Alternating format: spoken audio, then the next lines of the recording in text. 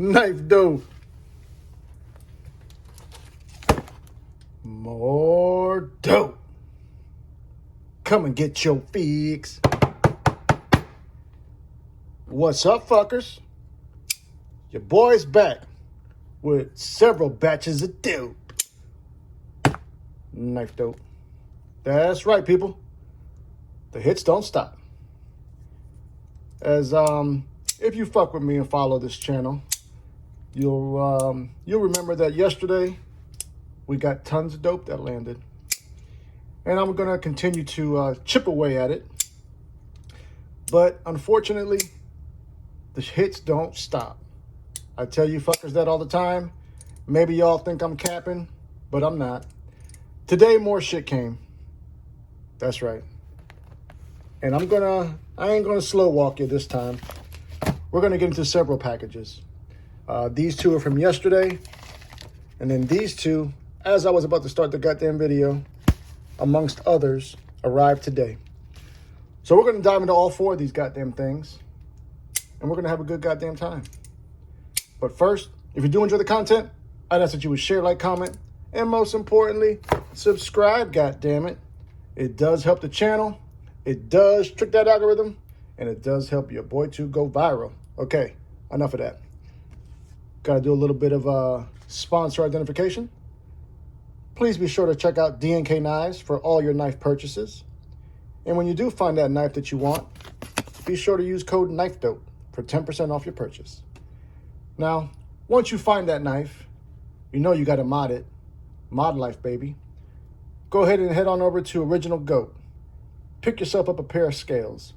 And while you're at it, upon checkout, be sure to use code FUCKER for 15%. That's it. I promise. Let's get to it. All right, how are we going to do this? All right. Listen, I'm going to tell you right now. This is the last package we're going to get into. Stay tuned for this. This is something monumental that I've been waiting on. I promise you. You know I never shit you, right? All right. This one right here, like I mentioned yesterday, this is for the myth, the man, the legend, JohnnyB, a.k.a. El Cap. And then this one right here is for yours truly. So, you know, got to do me first, of course. And it'll be a quick one. This one will be more of a review style type of situation. This one, you're just going to have to see what it is. Unboxing knife today is my favorite small knife ever. And that is the Little Native from Spyderco. I've been thinking about doing a shout out to G-Ball. G-Ball Vision. He's a aka Gary, or aka G-Unit. He's got a channel, successful channel, and I'm gonna be making an appearance on one of his streams tomorrow night. I don't know, I forget, I think End of the World or some shit like that it's called. So stay tuned to that. But I watched one of his videos today and it gave me an idea. He talked about, I think, like his 5 favorite Spydercos. You know, I had thought about doing a video on all my Spydercos. I actually thought about doing a video on my whole collection. But I think we're going to wait to do that. But I think I am going to go ahead and do that Spyderco video. And then I was tagged by the General. For y'all who don't know, the General is the Amish rock star, otherwise known as Lefty, gun up in the right palm. He has tagged me in a video series that people are doing called like five knives that make you happy. So I got tons of shit to do, people. You guys think this is a goddamn game? And I'm trying to run a successful HVAC company all at the same time. Yeah, I am busy, but never too busy to share with you fuckers. Doing it for the culture. Okay, like I mentioned, if you guys pay a goddamn attention, the other day was the first time that I had ever received, purchased, experienced a Jack Wolf knife. This one is the Gunslinger, and I love it. Loved it so much that I picked up a second one, different configuration. So we're just gonna go ahead and take a quick peek at this. I was curious to see if anything changed as far as on the container to kind of distinguish which is which. Okay, it just says it on the bottom here, Bazooka Pink, June 2023. I'm not gonna go over everything here because I'm sure you guys may know by now what comes with these Jack Wolf knives, but I do want to see the knife. I damn sure want to see it. And here it is, the Bazooka Pink. That shit is popping. Let's get this high quality soldier rag out the way for right now. And let's focus on this knife. So here's the Bazooka Pink. I swear, okay, you can see the difference. I don't know if the camera's doing it justice, but I can tell. Even the pattern's different, you know. Pocket clip is a different color as well. You know, I had originally considered getting this version, but then at the last second I chose the, oh yeah, I chose the Purple Haze for my first one. Don't necessarily know if I'm keeping both of these. I primarily bought this second one because I saw how successful they were, knew they would be sold out, and I knew that this could be good trade bait. Or who knows, I may use one as a dedicated hard user and then keep one in pristine condition. Ain't no telling. Shit changes on the daily with me, but there it is. Just as good as the original one, or rather my first one. Detent consistently fires the fuck out, just like the first one. So yeah, they know what they're doing over there at Jack Wolf Knives.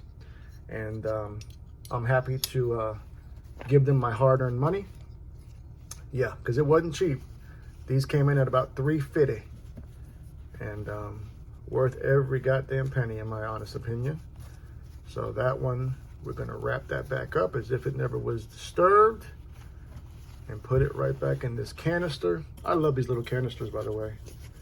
I wonder where they're getting these at. You know, he doesn't release the information as far as who his OEM is. That's kind of cool, you know. In a way, I don't like it, but at the same time, in a way, I do kind of dig it. Respect to, shout out to Jack Wolf, much respect. Okay, enough of that shit. Let's keep it moving, keep it moving.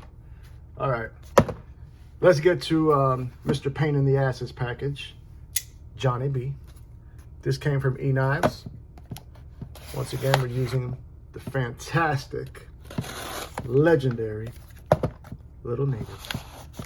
Super slicey as a fuck. All right, let's move this out the way. Okay. So, Mr. JohnnyB had me get him an Axon at first, which turned out to be a total shit show. Love me some goddamn Starburst. Had turned out to be a total shit show, but we rectified the situation. Initially, he had me adjust the detent, which I did. And then he changed his goddamn mind. Which, in all fairness, he is entitled to do. You know, these knives are not cheap. And he found something that, you know, piqued his interest even more. And it's from Spartan Blades. Now, if you're familiar with Spartan Blades, all USA-made company. So, definitely glad that we're supporting them. He's supporting them because this is his knife. The knife we're taking a look at, this is a special one. This is the Spartan Harsey, but this is what they call the Plague Doctor. Top dollar, bro. My dude spent $500 on this goddamn knife. Let's pray there's no problems. I don't think there would be because, you know, they had that issue with the first Vero. So I know that they went above and beyond to ensure that we got a good one. But we about to find out. Now, I had always heard about these Harseys as being phenomenal, you know, phenomenal knives or what have you, but I had never experienced any. Right out the gate, I will say it is beautiful, you know. Looks like it's got a hand-rubbed finish here on these handles for sure. Purple accents and anodization going on here, quite a bit of it. Like I mentioned, this is the Plague Doctor. Love these goddamn 3 letters right there. I'll bleed for them. I'll die for them. I signed up to defend them. USA, baby. You know, we're not perfect, but we are the best. Okay. I think this is riding on washers, if I remember correctly. It is. Blade is ever so slightly off center. I mean, ever so slightly. I don't know, Mr. Johnny knows that this is on washers or not. You know, washer knives are definitely a whole different experience. Some people hate them, some people love them. I'm kind of somewhere in the middle. I have some in the collection that I really enjoy, and then I've had some that I've experienced that I didn't really like. But anyways, I digress. Let's go over the specs real quick, and then we'll continue on. Harsey came in, this Harsey came in at 500. Overall length on this is 7.12 inches. We're looking at a handle length on this, 3.87. The blade length is 3.25 inches. So this is a knife that's right in my sweet spot. Don't recall if I wrote down the blade stock thickness. I didn't, and I'm not gonna bore you guys by pulling out my caliper. But we also have the, like I mentioned, the purple accents. The pocket clip is right or left hand tip up carry. You can see here that they gave us a nice cover plate in place of your pocket clip on the opposite side.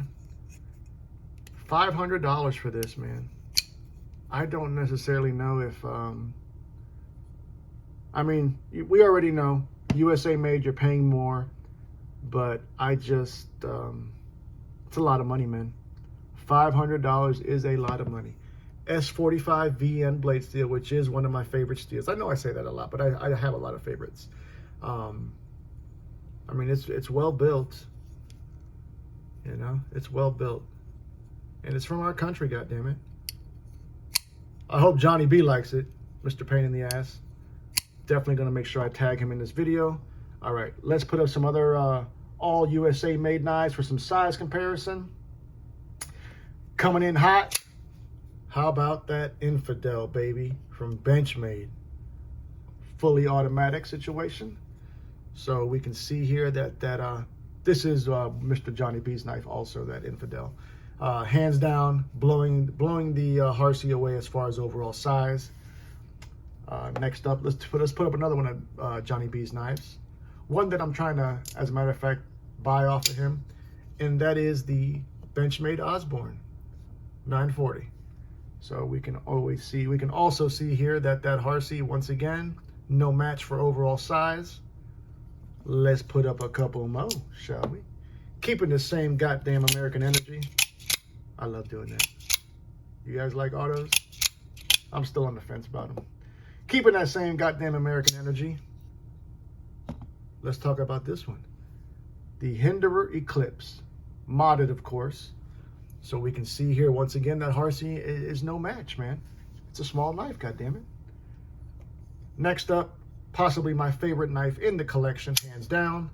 It's going to be my McNeese PM Mac 2 3.5 rendition with the regrind from BGM. So once again, we can see still that the Harsey is still, as of this point, the smallest knife we've seen so far. Yeah, this McNeese is my favorite, you know. If I ever doubted it, I've confirmed it fairly recently. This is the favorite. Fantastic knife. Let's do two more. God damn it, two more. Gotta bring in you guys some goddamn Spyderco vibes. First up, the Tonto. There we see that Paramilitary 2 Tonto, which is a big knife. Definitely much bigger than that Harsey. Let's try to get something a little bit closer to size. How about the Para 3? So as you can see, there we go. That's more like it. So if you got a Para 3, that's what you're looking at for overall size in comparison to the Harsey. And even with that, we're talking maybe 1/10 of an inch, fucking, you know, smaller than the Para 3 the Harsey is. Now the Para 3, as well as the PM2, is also on washers. Granted, it's got a different locking system, so you know you get more of a straight drop, but those have broken in so nicely. Let's take another look at it before we move on. The Harsey from Spartan Blades. You know, to be honest with you, I don't be upset when I say this, but the action on this is very, very similar to the Ontario Rat. I shit you not, bro. That's the vibe I get, you know. Same type of feeling. Obviously, we're talking about premium materials here versus that Rat, but you know, I don't know. This is Johnny's knife. Would I have bought it? No.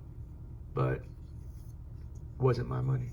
But nonetheless, I hope he does. You know, honestly, I'm kind of just giving him a hard time. I hope he does enjoy it. I hope he loves it.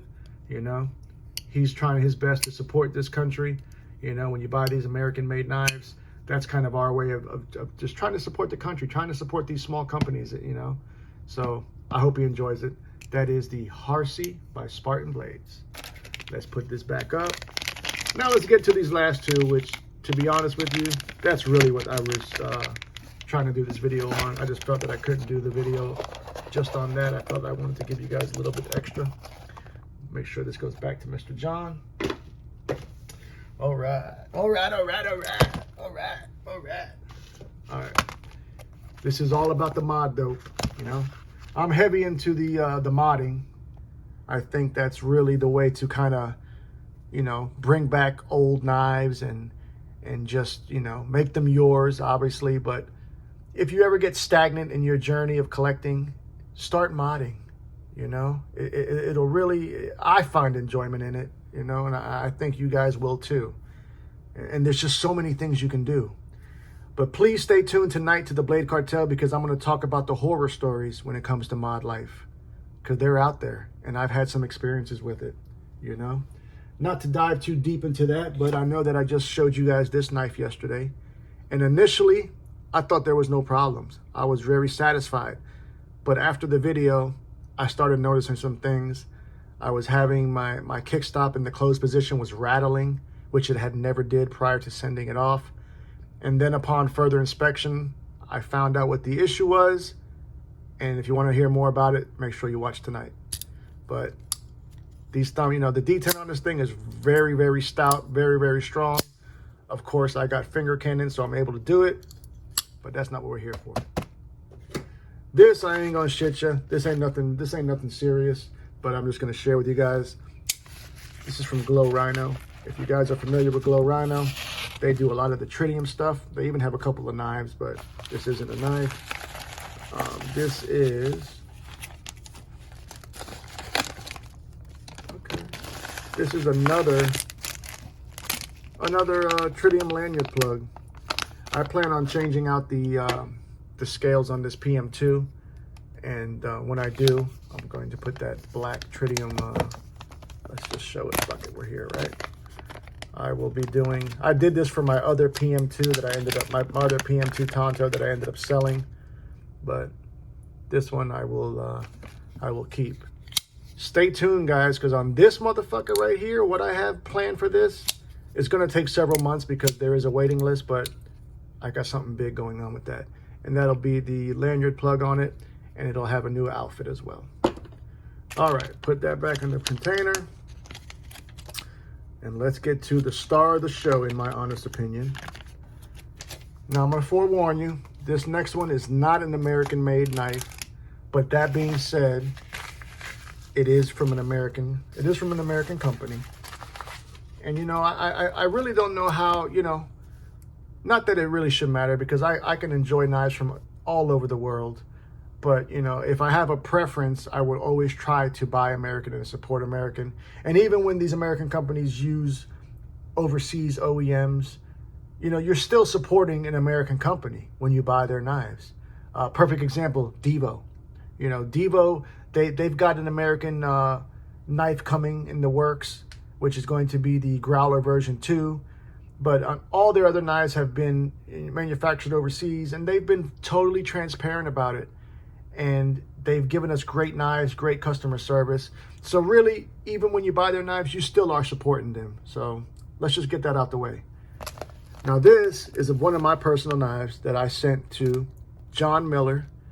For those of you not in the know, that's the head honcho in charge from BGM Knives. Fantastic man. And this is yet another one of my knives.